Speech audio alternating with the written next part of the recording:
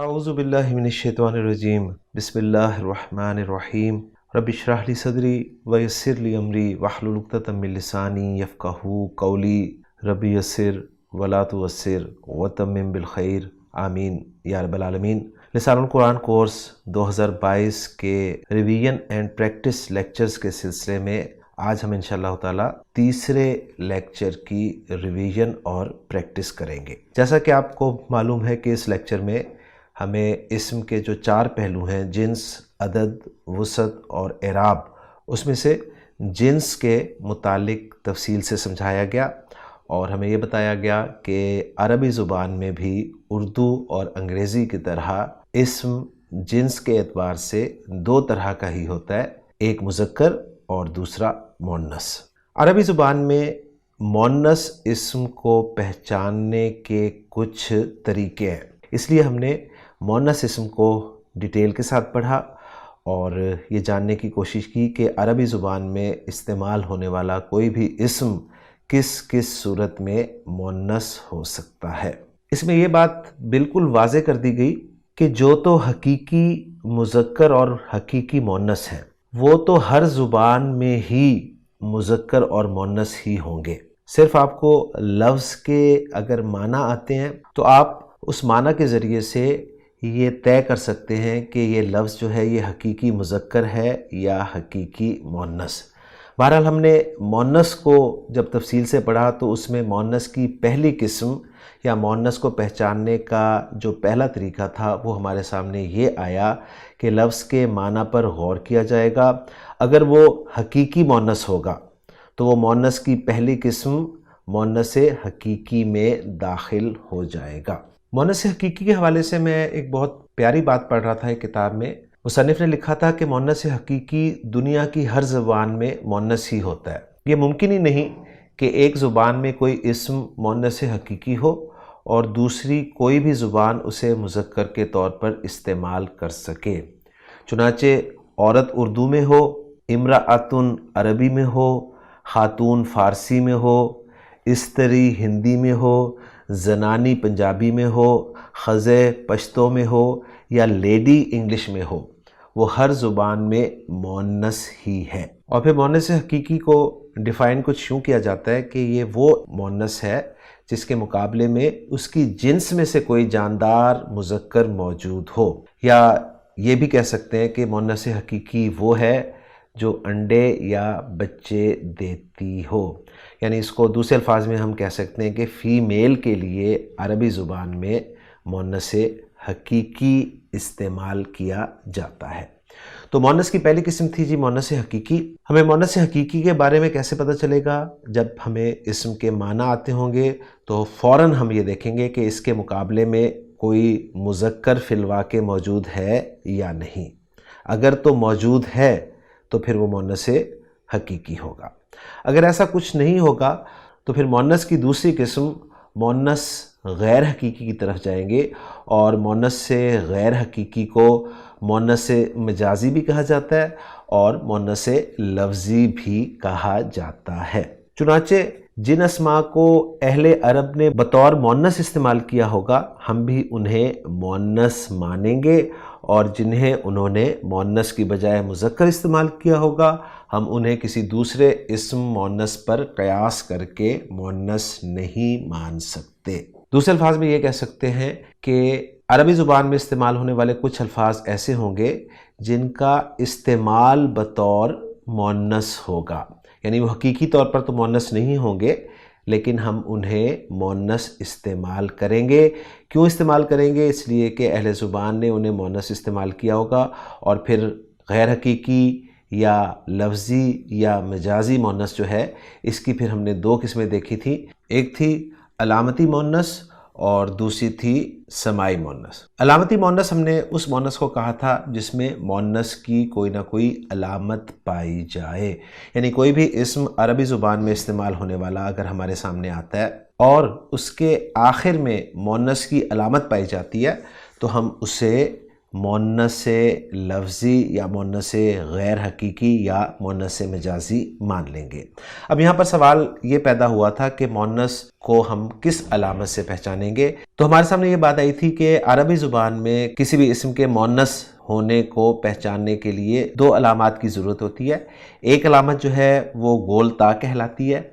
اور دوسری علامت جو ہے وہ الف ہے، جسے الف التانیث بھی کہا جاتا ہے، یعنی تانیث کا الف، کیونکہ الف جو ہے وہ مختلف طرح کا ہوتا ہے نا، تو جو تانیث کا الف ہوتا ہے اگر کسی اسم کے آخر میں وہ آ جائے تو پھر اس وجہ سے وہ اسم مونس ڈکلیئر کیا جاتا ہے۔ اب یہاں پر پھر میں نے یہ بتایا تھا کہ جو الف التانیث ہے یہ عربی زبان میں بہت زیادہ استعمال نہیں ہوتا۔ سب سے زیادہ استعمال ہونے والی علامت مونس کی جو ہے وہ گولتا ہے، لہٰذا ہم نے اپنے اس ٹاپک کو یعنی مونس غیر حقیقی میں مونس علامتی کو صرف گولتا علامت تک ہی محدود رکھا تھا، اور رزلٹ یہ نکلا تھا کہ جب بھی کسی اسم کے آخر میں آپ کو گولتا نظر آ جائے تو وہ اسم آپ نے مونس ڈکلیئر کرنا ہے۔ کس بنا پر؟ اس بنا پر کہ اس اسم کے آخر میں گولتا پائی جا رہی ہے۔ غیر حقیقی مونس کی پھر ہم نے دوسری قسم دیکھی تھی، یہ تھی مونس سمائی، اور اسے مونس سمائی ہم نے اس لیے کہا تھا کہ یہ ان غیر حقیقی مونس اسماء پر مشتمل ہوگی جن میں مونس کی کوئی علامت تو پائی نہیں جا رہی ہوگی لیکن اہل زبان انہیں مونس ہی استعمال کرتے ہوں گے، تو ہم بھی انہیں مونس ہی استعمال کریں گے۔ تو یہ چونکہ ایک لمبی ڈیٹیل ہو سکتی تھی، لہٰذا ہم نے اپنے علماء کی مدد سے جنہوں نے محنتیں کی اور ہمارے سامنے چند گروپس رکھ دیے کہ اگر کوئی اسم ان گروپس میں سے استعمال ہو تو اسے مونس سمائی قرار دیا جائے گا۔ تو ہمارے سامنے جو چند گروپس آئے تھے وہ میں آپ کے سامنے دوبارہ ذکر کر دیتا ہوں۔ پہلا گروپ ہمارے سامنے آیا تھا کہ عرب جو ہے وہ ہوا اور ہواؤں کے ناموں کو مونس ٹریٹ کرتا ہے۔ دوسرا گروپ ہمارے سامنے آیا تھا کہ عرب شراب اور شراب کے ناموں کو مونس ٹریٹ کرتا ہے۔ تیسرا گروپ ہمارے سامنے یہ آیا تھا کہ عرب آگ اور آگ کے ناموں کو مونس ٹریٹ کرتا ہے۔ اسی طرح پھر ہمارے سامنے یہ بات آئی تھی کہ عرب جو ہے یہ شہروں اور ملکوں کے ناموں کو مونس ٹریٹ کرتا ہے، اور اگلا گروپ ہمارے سامنے یہ آیا تھا کہ ہمارے وہ پارٹس آف باڈی جو پیئر کی صورت میں ہیں انہیں بھی عرب مونس استعمال کرتا ہے۔ یہاں پر ایک بات بالکل آپ کے ذہن میں واضح ہونی چاہیے کہ جو قواعد پڑھے جاتے ہیں یہ 100% نہیں ہوتے۔ جب بھی آپ کوئی قاعدہ پڑھیں تو اس کا ایکسیپشن جو ہے اس کو لازمی ذہن میں رکھیں، کیونکہ ہر قاعدے کا کوئی نہ کوئی ایکسیپشن ضرور ہوتا ہے۔ تو یہ جو میں نے بات کی ہے نا آپ کے سامنے کہ ہمارے وہ پارٹس آف باڈی جو کہ پیئر کی صورت میں ہیں عرب انہیں مونس استعمال کرتا ہے، تو یہاں میں آپ کو ایک بات بتاتا چلوں کہ کچھ پارٹس آف باڈی ایسے بھی آپ کو ملیں گے جو کہ پیئر کی صورت میں ہی ہیں لیکن عرب انہیں مذکر استعمال کرتا ہے۔ تو اصل بات جو ہے وہ اہل زبان کے استعمال پر ڈیپینڈ کرتی ہے، لیکن بہرحال ہمیں یہ قواعد جو ہیں کسی اسم کو عربی زبان میں مونس ہونے کے بارے میں پوری انفارمیشن دیں گے۔ اس کے بعد ان گروپس کو پڑھ لینے کے بعد ہم نے یہ دیکھا کہ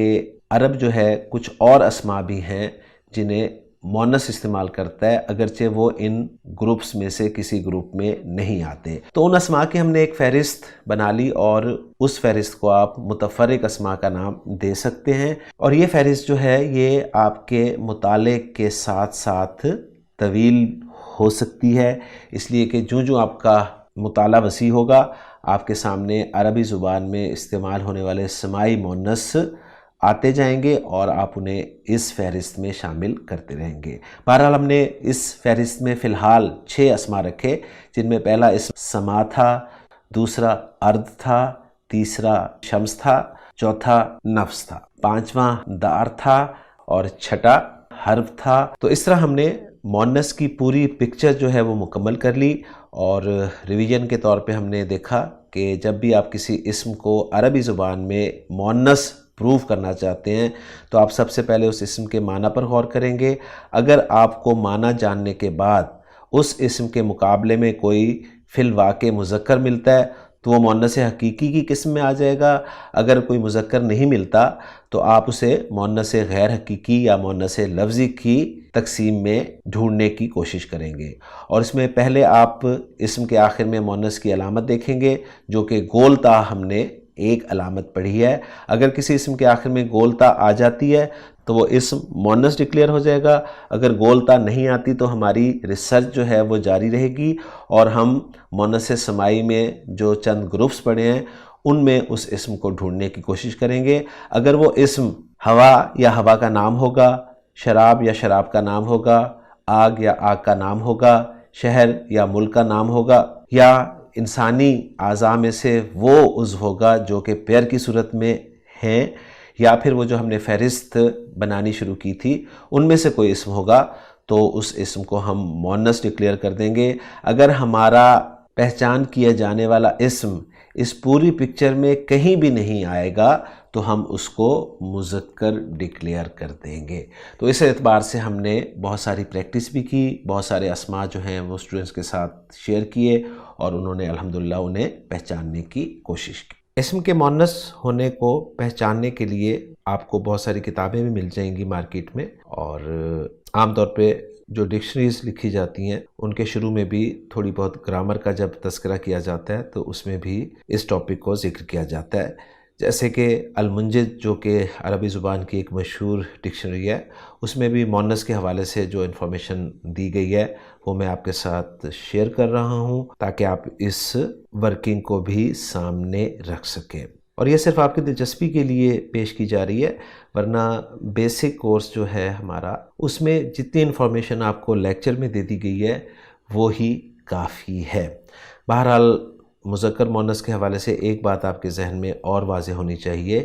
کہ جس طرح اردو زبان میں بھی بعض اوقات ہم کسی ایک اسم کو بطور مذکر بھی استعمال کرتے ہیں اور بطور مؤنث بھی استعمال کرتے ہیں، اسی طرح عربی زبان میں بھی کچھ اسماء آپ کو ایسے ملیں گے جن کا استعمال جو ہے وہ مذکر کے طور پر بھی ہو سکتا ہے اور مؤنث کے طور پر بھی ہو سکتا ہے، اور ان اسماء کی ڈیٹیل بھی المنجد میں دی گئی ہے، جن میں سے کچھ مشہور اسماء میں آپ کے سامنے رکھ دوں۔ مثلا انہوں نے بتایا ہے کہ یہ جو سبیل کا لفظ ہے یہ مذکر بھی استعمال ہوتا ہے اور مؤنث بھی استعمال ہوتا ہے۔ اسی طرح سما کا لفظ جو ہے جسے ہم نے مؤنث سمائی کی لسٹ میں ڈالا ہے، یہ بھی بطور مذکر اور مؤنث استعمال ہو سکتا ہے۔ اسی طرح لسان کا لفظ جو زبان ہے یہ بھی مذکر کے طور پہ بھی استعمال ہو سکتا ہے اور مؤنث کے طور پر بھی استعمال ہو سکتا ہے۔ اسی طرح قمیص جو ہے یہ لفظ ہے، باقی ڈیٹیل جو ہے وہ آپ المنجد کی فراہم کردہ تفصیل میں دیکھ سکتے ہیں۔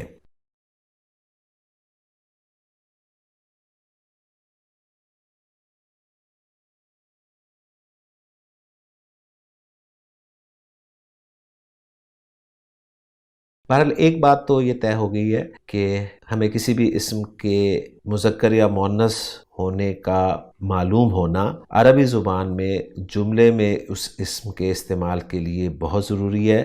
اگر ایسا نہیں ہوگا تو ہم اس اسم کے لیے پروناؤن بھی غلط لا سکتے ہیں، ہم اس اسم کے لیے اشارے کا لفظ بھی غلط لا سکتے ہیں، ہم اس اسم کے لیے فعل بھی غلط لا سکتے ہیں، ہم اس اسم کے لیے اسم موصول بھی غلط لا سکتے ہیں، ہم اس اسم کی صفت بھی غلط لا سکتے ہیں، وغیرہ وغیرہ۔ تو یہ بہت ضروری ہے، اور انشاءاللہ تعالیٰ قرآن مجید کے مطالعے کے ساتھ ہی آپ کو پتہ چل جائے گا کہ عربی زبان میں اس اسم کا استعمال جو ہے وہ مذکر کے طور پر ہوا ہے یا مؤنث کے طور پر ہوا ہے۔ پھر آخری بات اس لیکچر میں یہ بتائی گئی کہ عام طور پر کسی بھی مذکر اسم سے مؤنث بنانے کا فارمولہ کیا ہوتا ہے۔ وہ یہ بتایا گیا کہ آپ کے پاس جو بھی اسم ہے اس اسم کے آخری حرف پر، یعنی جو مذکر اسم ہے اس کی میں بات کر رہا ہوں، اس مذکر اسم کے آخری حرف پر زبر لگا کر آخر میں گول تا کا اضافہ کرتے۔ مذکر اسم کے آخری حرف پر زبر لگا کر گول تا کا اضافہ کر دینے سے وہ مذکر اسم جو ہے وہ مؤنث میں تبدیل ہو جاتا ہے، اور اس کی ایگزامپلز کچھ دی گئیں، جیسے کہ استاذ مذکر ٹیچر کے لیے استعمال ہوتا ہے تو مؤنث ٹیچر کے لیے استاذہ بن جائے گا۔ اسی طرح ابن کا لفظ جو کہ بیٹے کے لیے استعمال ہوتا ہے، ابنہ کر دیں گے تو بیٹی ہو جائے گا۔ اور پھر عام طور پہ جو نارمل صفات ہوتی ہیں، ایڈجیکٹیوز ہوتے ہیں، ان کے لیے بھی مؤنث بنانے کا فارمولہ یہی ہوتا ہے کہ مذکر صفت جو ہے اس کے آخری حرف پر زبر لگا کر گول تا کا اضافہ کر دینے سے وہ صفت مؤنث کے لیے استعمال کی جا سکتی ہے۔ جیسے جمیل خوبصورت مذکر کے لیے صفت استعمال ہوگی، مؤنث کے لیے آپ استعمال کریں گے تو جمیلہ ہو جائے گی۔ اسی طرح طویل سے طویلہ، صالح سے صالحہ، حسن سے حسنہ، اور پھر پوری لسٹ جو ہے وہ آپ کے سامنے لسان القرآن کتاب میں رکھ دی گئی ہے آپ کی پریکٹس کے لیے۔ اب ہم کتاب میں جو مشق دی ہوئی ہے مؤنث اسماء کی نشاندہی کے لیے اس کو سالو کرنے کی کوشش کرتے ہیں۔ تو مشق جیسے کہ آپ اسکرین پہ دیکھ رہے ہیں اس میں سوال یہ دیا گیا کہ مندرجہ ذیل اسماء میں سے مؤنث اسماء کی نشاندہی کریں، نیز مؤنث اسماء کی قسم بھی بیان کریں۔ تو پہلا لفظ دیا گیا مسجد۔ اس مسجد لفظ کو جب ہم نے مؤنث کی پکچر میں فٹ کرنے کی کوشش کی تو یہ نہ تو حقیقی میں آیا اور نہ ہی غیر حقیقی یعنی لفظی میں آیا اور مذکر ڈکلیئر ہو گیا۔ تفصیل اس کی یہ ہے کہ حقیقی میں تو اس لیے نہیں آیا کہ اس کے مقابلے میں فی الواقع کوئی مذکر ہی موجود نہیں ہے، اور غیر حقیقی یا لفظی میں اس لیے نہیں آیا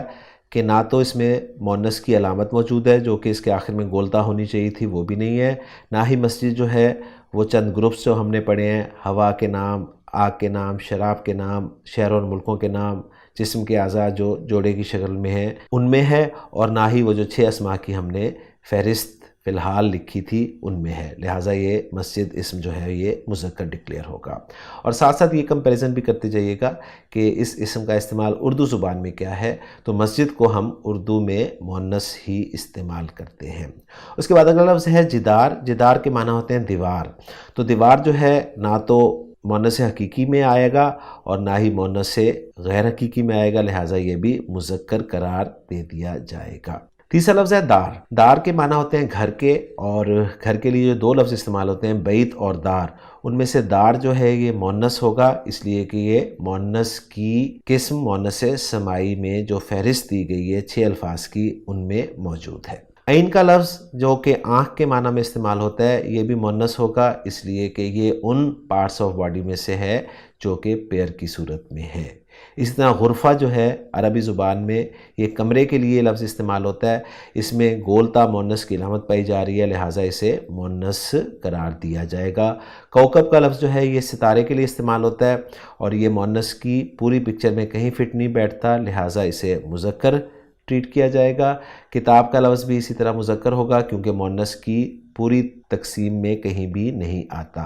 کرسی بھی مذکر ہوگا۔ سیارہ جو کہ گاڑی کے لیے لفظ استعمال ہوتا ہے اس اسم کے آخر میں گولتا ہے، لہٰذا یہ مؤنث ٹریٹ کیا جائے گا۔ شباک کا لفظ جو ہے یہ کھڑکی کے لیے استعمال ہوتا ہے اور اس میں بھی مؤنث والی کوئی بات نہیں ہے، یعنی مؤنث کی پکچر میں کہیں فٹ نہیں ہوتا، لہٰذا یہ مذکر ہوگا۔ راس جو ہے عربی زبان میں سر کے لیے استعمال ہوتا ہے اور سر ان پارٹس آف باڈی میں سے ہے جو ایک کی صورت میں ہے، لہٰذا یہ مذکر ہوگا۔ رجل کا لفظ آدمی کے لیے استعمال ہوتا ہے اور آدمی ہر زبان میں مذکر ہی ہوتا ہے۔ فاطمہ کا لفظ مؤنث خواتین کے نام ہوتے ہیں اور ان میں گول تا کی علامت بھی پائی جا رہی ہے، لہٰذا یہ مؤنث ہی ہے۔ اسامہ کا لفظ جو ہے یہ مذکر ناموں کے طور پر استعمال ہوتا ہے، اگرچہ اس میں مؤنث کی علامت ہے تو اس کو ہم کہیں گے کہ یہ لفظی طور پہ تو مؤنث ہے لیکن چونکہ مذکر اسے استعمال کرتے ہیں لہٰذا اس کو ہم مذکر ٹریٹ کریں گے۔ تو یہاں پر ایک رول آپ کے سامنے یہ آئے گا کہ ریئل جینڈر جو ہے وہ ڈومینیٹ کرے گی۔ علامہ جو ہے یہ مذکر مؤنث دونوں کے لیے استعمال ہوتا ہے کیونکہ ہم مذکر کو بھی علامہ کہتے ہیں اور مؤنث کو بھی علامہ کہتے ہیں۔ اگر اردو میں بھی آپ دیکھیں نا تو ہم کہتے ہیں کہ زید بڑا علامہ ہے اور مریم بڑی علامہ ہے، تو یہ علامہ جو ہے یہ بھی دونوں کے لیے آپ استعمال کر سکتے ہیں۔ مدرسہ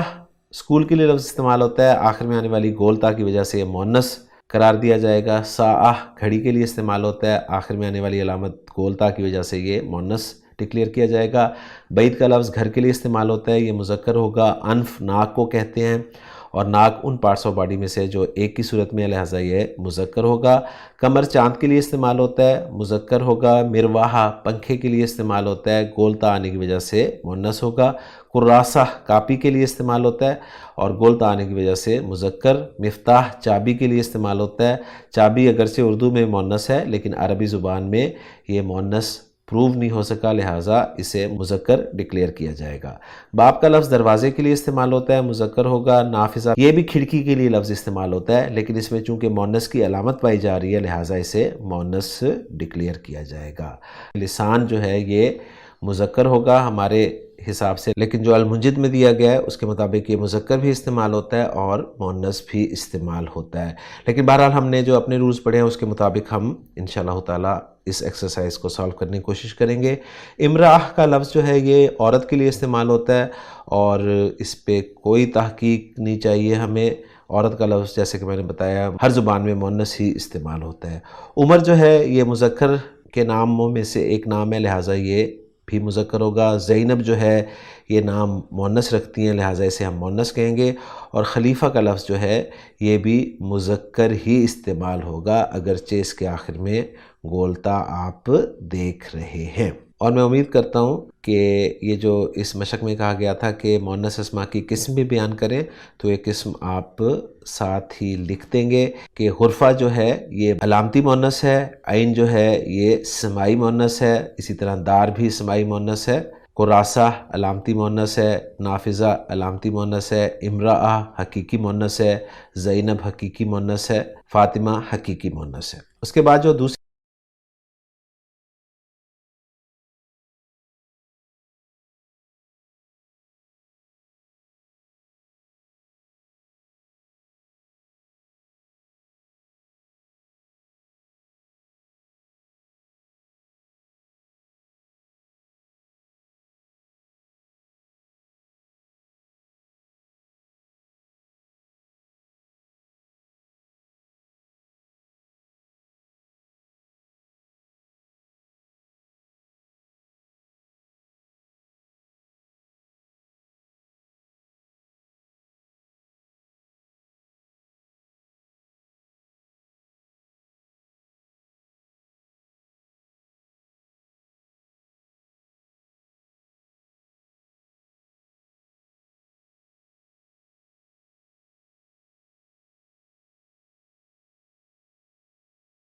مشق دی گئی ہے اس کا سوال یہ ہے کہ درج ذیل مذکر اسماء کی مؤنث بنائیں، تو اس میں ایک تو عام قاعدہ جو بتایا گیا اس کے مطابق آپ بنا سکتے ہیں، لیکن یہ بھی ذہن میں رکھنا ہے کہ کیا اس قاعدے کے مطابق عرب بھی مؤنث استعمال کرتا ہے یا نہیں، تو اس کا خیال ہم نے رکھنا ہے۔ تو پہلا لفظ جو دیا گیا ہے رجل، تو اس کی مؤنث آپ قاعدے کے مطابق تو رجلہ بنا سکتے ہیں لیکن عرب استعمال نہیں کرتا، تو رجل کی مؤنث امرأہ ہوتی ہے، یعنی رجل کے معنی آدمی کے ہیں اور امراہ کے معنی عورت کے۔ ولد کا لفظ لڑکے کے لیے استعمال ہوتا ہے تو اس کی مؤنث قاعدے کے مطابق آپ ولدہ بنا سکتے ہیں لیکن ولد کی مؤنث جو ہے وہ بنت استعمال ہوتی ہے۔ ہاں، معلم کی مؤنث معلمہ، مدرس کی مدرسہ، طالب کی طالبہ،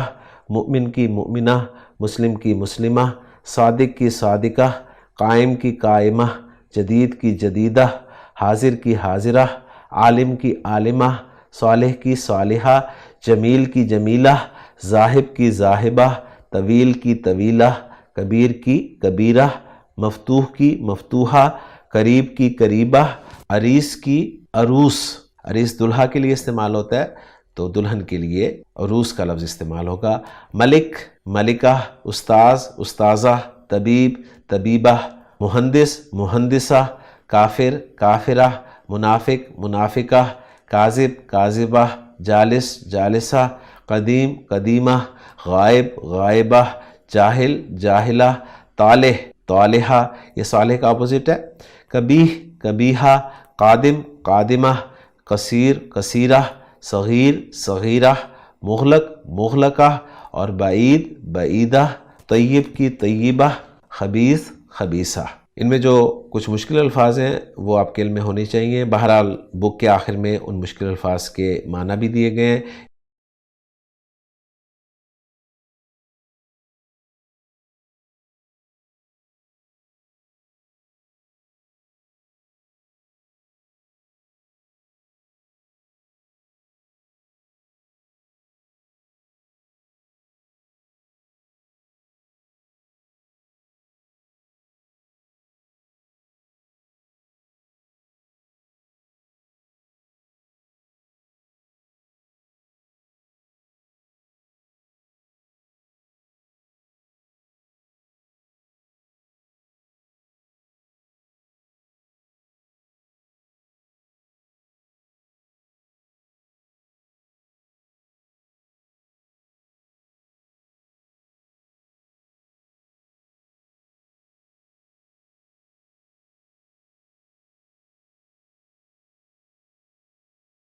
ہم نے اپنے لیکچر نمبر 3 کی ریویژن جو ہے یہ بھی مکمل کر لی ہے۔ میں امید کرتا ہوں کہ یہ ریویژن لیکچرز جو ہیں آپ کے لیے مفید ثابت ہوں گے۔ بس ایک بات آپ نے ذہن میں رکھنی ہے کہ جو کچھ ہم پڑھ رہے ہیں یہ اکثر قواعد کے اعتبار سے پڑھ رہے ہیں، باقی ایکسیپشنز آر دیئر، اور انشاءاللہ تعالی جب آپ کو بیسک عربی آ جائے گی تو پھر جب آپ کو ایکسیپشنز بتائی جائیں گی تو انشاءاللہ تعالی آپ کو پریشانی نہیں ہوگی۔ انشاءاللہ اگلے لیکچر میں آپ سے ملاقات ہوگی۔ سبحانک اللہم و بحمدک، اشہد ان لا الہ الا انت، استغفرک و اتوب الیک۔